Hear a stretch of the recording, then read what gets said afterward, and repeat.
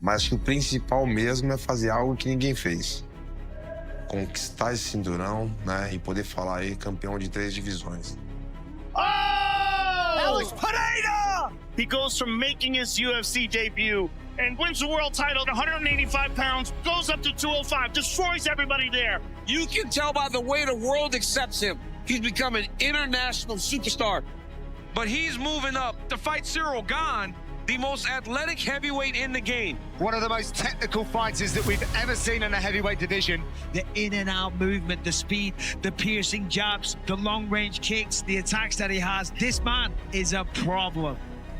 Dans quelques jours, 2 hommes vont entrer dans une cage installée sur la pelouse de la Maison Blanche, le cœur du pouvoir américain, l'endroit où les présidents prennent des décisions qui peuvent changer le monde. Et pendant une nuit, cet endroit deviendra le théâtre d'un combat. Parce qu'aujourd'hui, Alex Pereira est à une victoire de réaliser quelque chose qu'aucun homme n'a jamais réussi dans toute l'histoire de l'UFC. Ni John Jones, ni Georges Saint-Pierre, ni Anderson Silva, ni Conor McGregor. Ni aucun des champions qui ont construit ce sport. Pendant plus de 30 ans, des centaines de combattants ont essayé de marquer l'histoire. Mais aucun n'est jamais parvenu à devenir champion dans 3 divisions différentes. Et c'est exactement ce qui attend Alex Pereira, réparateur de pneus, un homme qui a quitté l'école à 12 ans, à seulement une victoire de l'immortalité. Mais en face de lui se trouve peut-être le pire obstacle imaginable. Un poids lourd naturel, beaucoup plus mobile. Un homme qui court, lui aussi après l'histoire depuis des années. Car pour Cyril Gane, ce combat représente peut-être la dernière occasion de décrocher le titre qui lui échappe depuis toute une carrière. Et c'est là que cette histoire devient fascinante. Parce qu'au milieu des drapeaux américains, au milieu de l'événement le plus grandiose jamais organisé par l'UFC, 2 hommes vont mettre leur rêve en jeu. L'un peut accomplir l'impossible, l'autre peut l'en empêcher. Et dans quelques jours, lorsque les lumières s'allumeront devant la Maison Blanche, l'un d'eux repartira comme une légende, et l'autre regardera l'histoire s'écrire sans lui. Juste avant de commencer, petit rappel rapide, la plupart de mes vidéos sont démonétisées. Du coup, si tu veux soutenir la chaîne, tu peux le faire en t'abonnant à la souscription à 1,99€. C'est pas grand chose, mais pour moi ça change tout. Merci à ceux qui le font, et maintenant, je vous souhaite une très bonne vidéo. Alex Pereira, né le 7 juillet 1987 à São Bernardo do Campo, dans la banlieue de Sao Paulo au Brésil. À première vue, rien ne distingue vraiment des milliers d'enfants qui grandissent dans cette immense région industrielle du pays. Son père travaille dans le bâtiment, sa mère élève une famille nombreuse. L'argent est donc rare, et les perspectives d'avenir le sont encore plus. Et comme beaucoup de jeunes de son quartier, Alex grandit avec une idée simple. Dans la vie, personne ne viendra lui offrir quoi que ce soit. Très tôt, la réalité le rattrape. À seulement 12 ans, il quitte l'école pour travailler et passe ses journées dans un atelier de pneus. Une décision qui n'a rien d'un choix, mais plutôt une nécessité. La famille a besoin d'argent, alors Alex travaille. Et plus le temps passe, plus son avenir semble déjà tracé. Une vie d'ouvrier, une vie discrète, une vie que personne ne remarquera jamais. À 16 ans, l'alcool prend une place de plus en plus importante dans son quotidien. Il boit avec ses collègues, après le travail, puis avant, puis au final toute la journée. Selon plusieurs témoignages, il peut consommer jusqu'à 1 litre par jour. Donc clairement, personne n'imagine qu'il deviendra un jour champion du monde. Mais parfois, une vie entière peut basculer à cause d'une seule décision. À 21 ans, Alex Pereira pousse la porte d'une salle de kickboxing pour essayer de trouver une manière d'échapper à l'alcool et de reprendre le contrôle. Presque immédiatement, quelque chose attire l'attention des entraîneurs. Son corps semble avoir été conçu pour frapper. Alors que la plupart des combattants mettent des années à développer leur automatisme, Pereira progresse à une vitesse folle. Très vite, les victoires s'accumulent, puis les KO, encore et encore. Chaque combat semble confirmer la même chose. Alex Pereira est un phénomène, et pourtant, malgré tous les succès, il reste encore relativement inconnu du grand public. Au milieu des années 2010, Alex Pereira rejoint le Glory, la plus grande organisation de kickboxing au monde. Très rapidement, le Brésilien impose son style. Une pression constante, une gestion de distance exceptionnelle, et surtout, un crochet gauche qui devient progressivement l'une des armes les plus redoutées de tout le sport. Face à lui, les erreurs se payent immédiatement, et souvent, très cher. Combat après combat, Pereira grimpe jusqu'au sommet de la catégorie des poids moyens. En 2016, il devient champion du Glory. Puis, il défend son titre à plusieurs reprises. À cette époque, peu de combattants sont capables de rivaliser avec lui. Mais parmi toutes les victoires accumulées durant cette période, 2 vont prendre une importance particulière. 2 combats face à un jeune kickboxer nommé Israel Adesanya. À l'époque, personne ne peut encore imaginer ce que ces affrontements représenteront quelques années plus tard. Lors de leur premier duel, Pereira s'impose à la décision après un combat extrêmement serré que beaucoup considèrent comme un vol. Puis les 2 hommes se retrouvent 1 an plus tard. Cette fois, Pereira trouve l'ouverture avec un énorme crochet du gauche. Adesanya s'effondre complètement. Sur le moment, ce n'est qu'une victoire de plus dans la carrière d'Alex Pereira. Un chaos spectaculaire parmi beaucoup d'autres. Mais avec le recul, ce crochet gauche va complètement changer le reste de son existence. Parce que pendant que Pereira continue sa domination en kickboxing, Israel Adesanya prend une autre direction. Il quitte progressivement les sports pieds-poings. Direction le MMA, direction l'UFC. Et là-bas, quelque chose d'incroyable se produit. Adesanya devient champion du monde, puis une véritable superstar. Pendant ce temps, Pereira continue lui aussi d'écrire sa légende. Après avoir conquis les poids moyens, il monte chez les mi-lourds. Et comme souvent dans sa carrière, il réalise ce que beaucoup pensaient impossible. Il devient également champion du Glory dans une deuxième catégorie. Alors, à 34 ans, il a déjà tout gagné. La plupart des combattants commenceraient à penser à la retraite. Lui va prendre la décision la plus risquée de toute sa carrière. Une décision qui n'a absolument aucun sens sur le papier. Abandonner le sommet du kickboxing et partir à la chasse de l'homme qui règne désormais sur l'UFC. À cet instant, Alex Pereira pense connaître le défi le plus difficile de sa carrière. Mais il est encore loin d'imaginer qu'un jour, le plus grand obstacle entre lui et l'histoire ne s'appellera pas Adesanya, mais plutôt un ancien vendeur de meubles français nommé Cyril Gane. Le 12 avril 1990, à La Roche-sur-Yon en Vendée, naît un enfant qui n'a absolument rien à voir avec les sports de combat. Contrairement à Alex Pereira, Cyril Gane ne grandit pas dans un environnement où la violence occupe une place importante. Son père est passionné de football, sa mère travaille dans le textile, et pendant une grande partie de son enfance, rien ne laisse imaginer qu'il deviendra un jour l'un des meilleurs poids lourds de la planète. Mais malgré ça, Cyril Gane développe rapidement une qualité qui reviendra constamment tout au long de sa carrière, une incroyable capacité d'adaptation. À l'école, il suit une formation en vente, enchaîne les petits boulots, et pendant longtemps, sa vie ressemble à celle de milliers d'autres jeunes français. Puis arrive Paris, et avec elle, une période particulièrement compliquée. Son salaire couvre à peine son loyer. Certaines périodes sont financièrement très difficiles, à tel point qu'il raconte lui-même avoir parfois donné son sang pour récupérer le repas offert après le prélèvement. Puis un jour, un ami l'emmène dans un club de Muay Thai, et comme pour Pereira quelques années auparavant, une porte s'ouvre. Car dès les premières semaines, quelque chose intrigue les entraîneurs. Cyril comprend vite, bouge mieux et s'adapte plus rapidement que les autres. Alors, son entraîneur Xavier Séverin comprend qu'il a entre les mains un athlète hors norme. Et les résultats ne tardent pas à suivre. Combat après combat, Cyril progresse à une vitesse impressionnante. Puis, les victoires s'accumulent. Puis les performances commencent à faire parler dans tout le milieu du Muay Thai français. Pour quelqu'un qui a découvert ce sport aussi tardivement, sa progression paraît presque irréelle. En seulement quelques années, il devient double champion de France des poids lourds. 13 combats, 13 victoires, aucune défaite.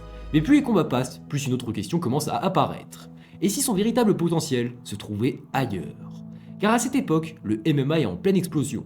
L'UFC gagne en popularité partout dans le monde. Et autour de lui, son nouveau coach Fernand Lopez est convaincu qu'avec sa mobilité, son intelligence de combat et ses qualités athlétiques, Cyril Gane pourrait devenir quelque chose de très spécial dans une cage. Alors, en 2018, il prend une décision. Direction le MMA, et une nouvelle fois, l'adaptation est fulgurante. Dès son premier combat professionnel, il est appelé par l'organisation TKO, l'une des principales organisations canadiennes. Le pari est énorme, car à ce moment-là, Cyril Gane n'est encore qu'un débutant dans la discipline. Mais très rapidement, il domine tous ses adversaires, jusqu'à devenir champion de l'organisation. Et soudainement, l'UFC l'appelle en 2019 pour confronter son talent aux meilleurs combattants du monde. Et c'est là aussi que sa trajectoire va commencer à se rapprocher de celle d'un autre homme en pleine ascension. Un Brésilien qui s'apprête lui aussi à entrer dans l'UFC. Alex Pereira.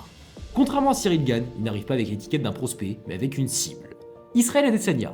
À 34 ans, Pereira sait qu'il n'a pas de temps à perdre. Et très vite, l'UFC comprend qu'elle tient quelque chose de spécial. Pour ses débuts, Pereira impressionne avec un énorme genou sauté. Puis, il impressionne encore contre Bruno Silva. Et là, l'organisation décide de passer à la vitesse supérieure et lui oppose Sean Strickland. En seulement 2 combats dans l'organisation, Pereira se retrouve déjà face à l'un des meilleurs poids moyens du monde. Et ce qui devait être un test devient une démonstration. En un peu plus de 2 minutes, Pereira connecte son célèbre crochet du gauche, Strickland s'effondre. En seulement 9 mois, il ne reste déjà plus personne entre Pereira et Israel Adesanya. L'UFC obtient alors exactement ce qu'elle voulait. Une rivalité née dans les rings de kickboxing qui s'apprête désormais à se poursuivre sur la plus grande scène du MMA mondial. Pour beaucoup, l'histoire semble déjà écrite. Israel Adesanya est l'un des champions les plus dominants de sa génération. Et surtout, il possède désormais une expérience de MMA que Pereira ne peut tout simplement pas égaler. Le combat a lieu en novembre 2022. Et pendant près de 5 rounds, Adesanya semble enfin sur le point de briser cette malédiction. Il touche, il contrôle et passe même tout près de finir Pereira à la toute fin du premier round. Pour la première fois depuis longtemps, le Brésilien paraît réellement en difficulté. Round après round, Adesanya impose son rythme. Et à l'entrée du 5e round, il mène sur les cartes de nombreux observateurs. Le scénario semble parfait. L'ancien champion de kickboxing devenu superstar du MMA est enfin sur le point de vaincre son vieux démon. Mais depuis le début du combat, Pereira travaille méthodiquement les jambes. Pas forcément de manière spectaculaire, mais suffisamment pour ralentir progressivement les déplacements du champion. Et à mesure que le combat avance, Adesanya perd ce qui a toujours fait sa force, sa mobilité. Alors, lorsque Pereira commence à accélérer dans le 5e round, la différence est immédiate. Il avance, réduit les espaces, et pour la première fois du combat, Adesanya n'arrive plus à sortir aussi facilement. Et l'arbitre intervient. Alex Pereira est champion de l'UFC. En seulement 4 combats dans l'organisation, 13 mois après ses débuts, l'objectif qui l'avait poussé à quitter le kickboxing est accompli. Il a retrouvé Israel Adesanya et l'a battu une 3e fois. Pour beaucoup, l'histoire est terminée.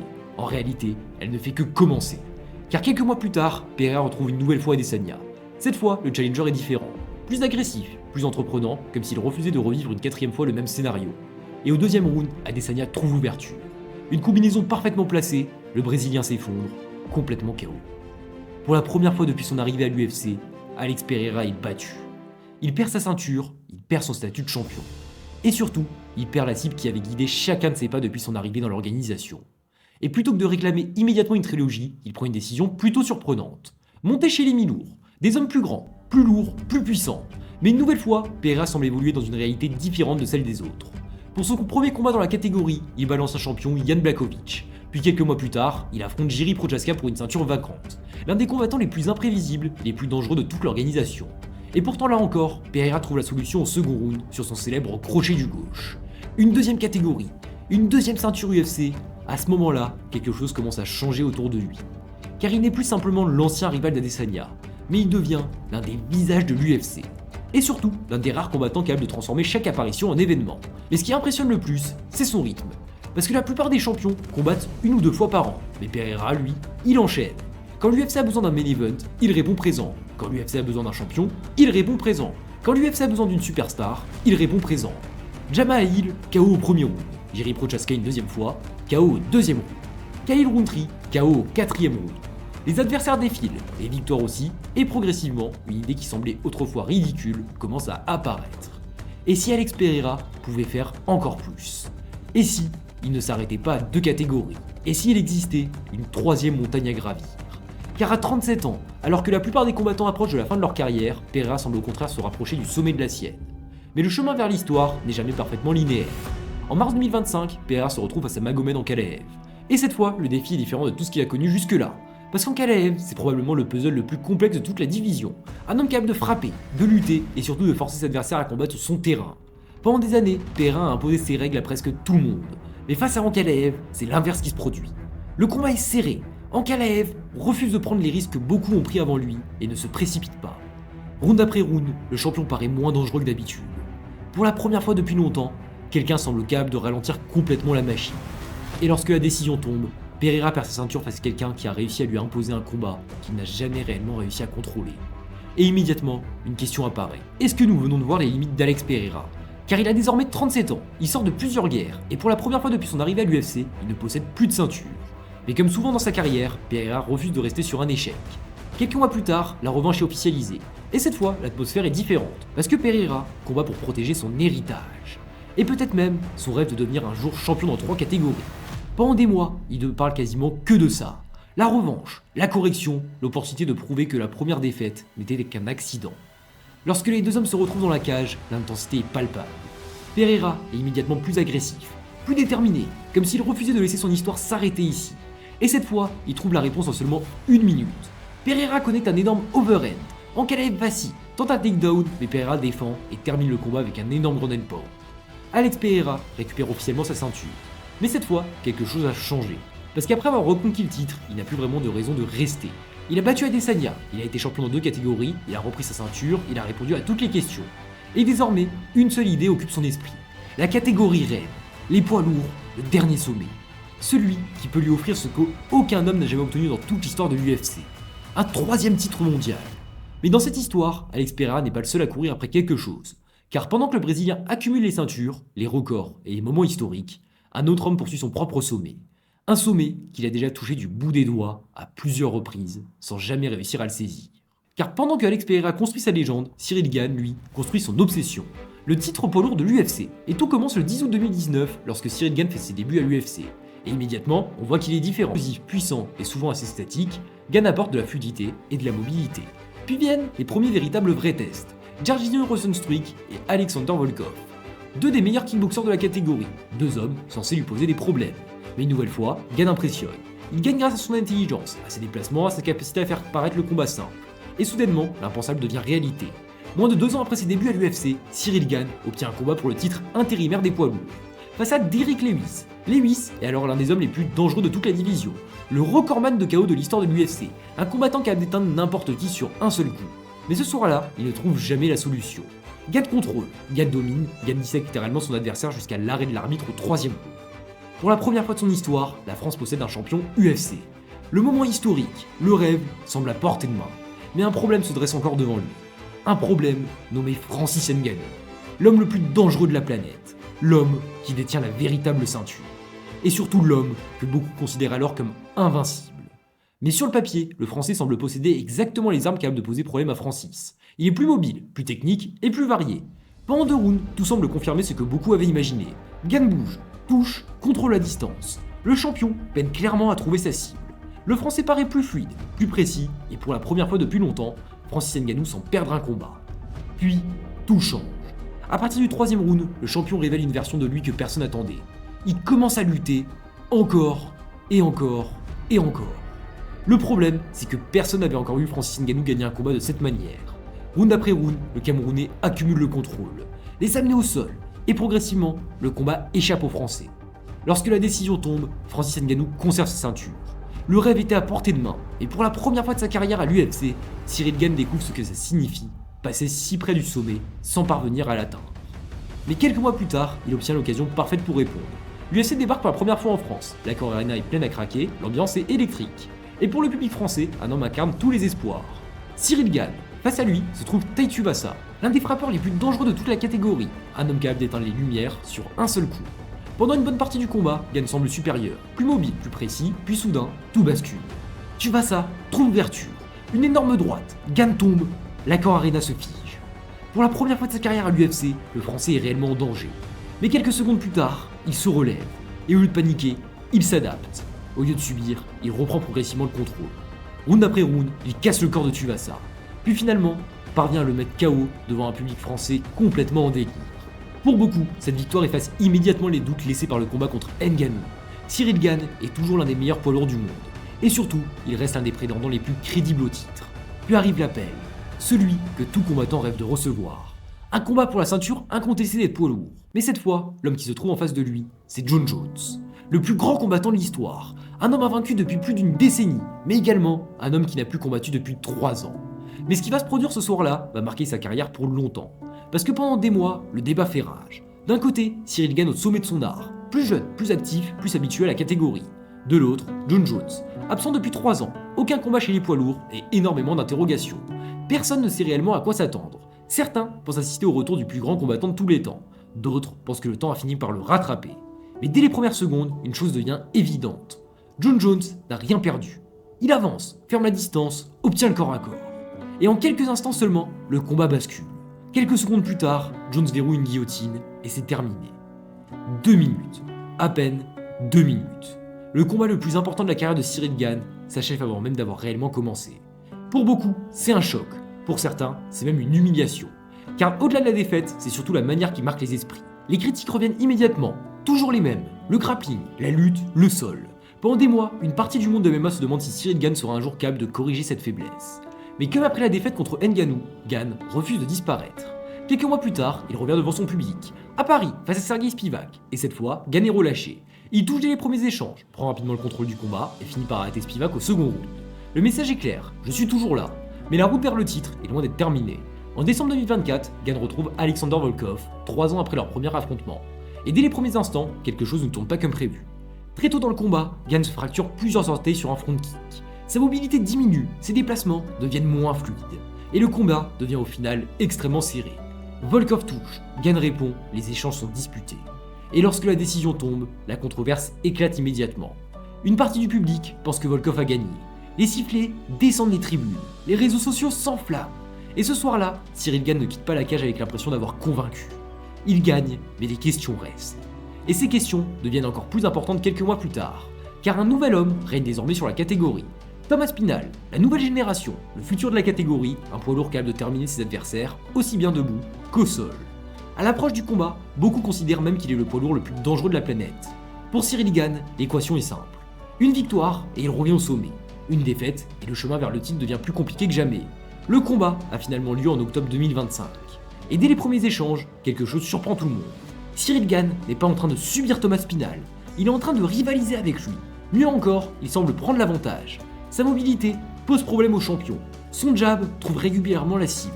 Et progressivement, le Français commence à installer son rythme. Puis vient un moment qui marque les esprits. Une frappe touche à Spinal au visage. Le nez du champion commence à saigner. Pour la première fois depuis longtemps, quelqu'un semble capable de lui poser de véritables problèmes debout. Puis soudainement, tout s'arrête. Un doigt dans l'œil, complètement accidentel. L'arbitre intervient immédiatement, le combat est interrompu. Quelques instants plus tard, le verdict tombe. No contest.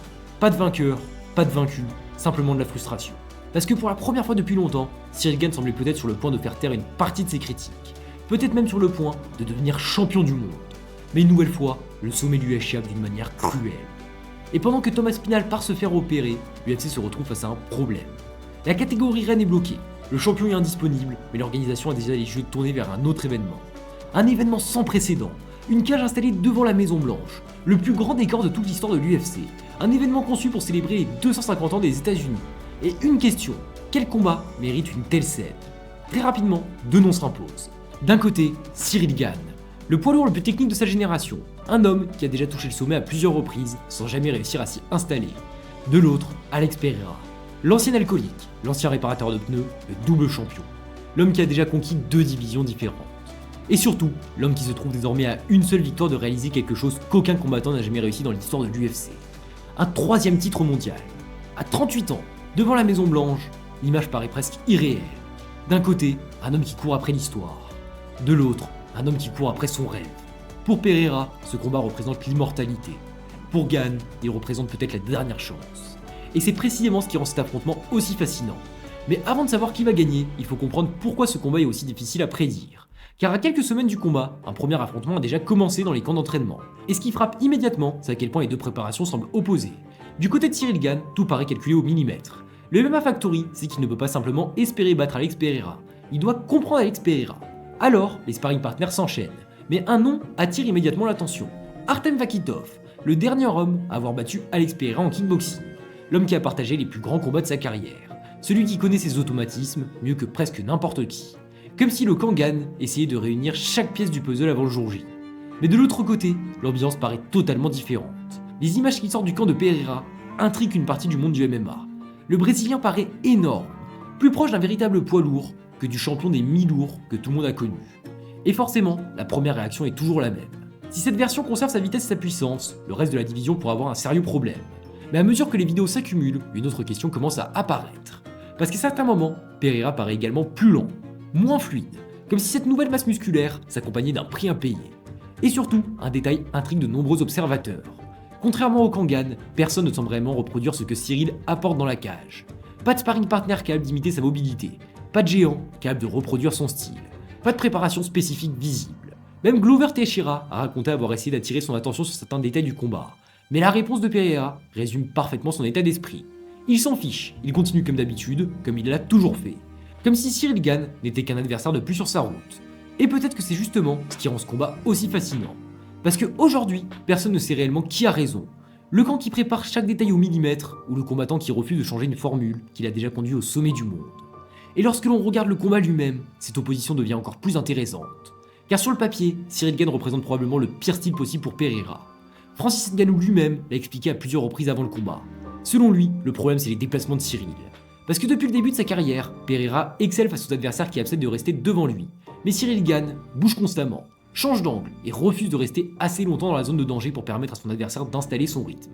Et face à un combattant aussi dangereux que Pereira, cette capacité pourrait devenir une arme redoutable. D'autant plus que le français possède également un avantage évident, le gabarit. Pour la première fois depuis longtemps, Pereira ne sera pas le plus grand homme dans la cage.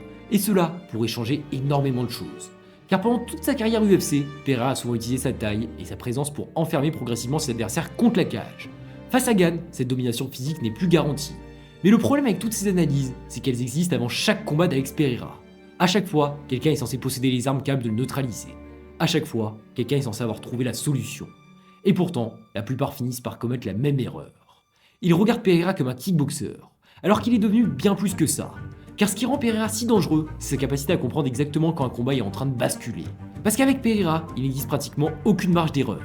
Vous pouvez gagner pendant 10 minutes, 15 minutes, 20 minutes, puis commettre une seule erreur. Et voir tout le combat disparaître en quelques secondes. Et c'est précisément ce qui rend ce duel aussi difficile à prédire.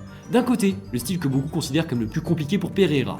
De l'autre, un homme qui a passé sa carrière à faire mentir les prédictions. Si Pereira gagne, nous assisterons peut-être au plus grand accomplissement individuel de l'histoire moderne de l'UFC. Mais si Gane gagne, alors toute l'histoire change.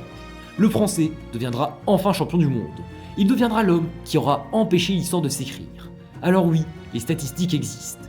Les analyses existent, les pronostics existent. Mais lorsque les lumières s'allumeront devant la Maison Blanche, aucune de ces choses n'aura réellement d'importance. Parce qu'à ce moment-là, il ne restera plus que 2 hommes. 2 trajectoires improbables, 2 vies qui n'auraient jamais dû se croiser.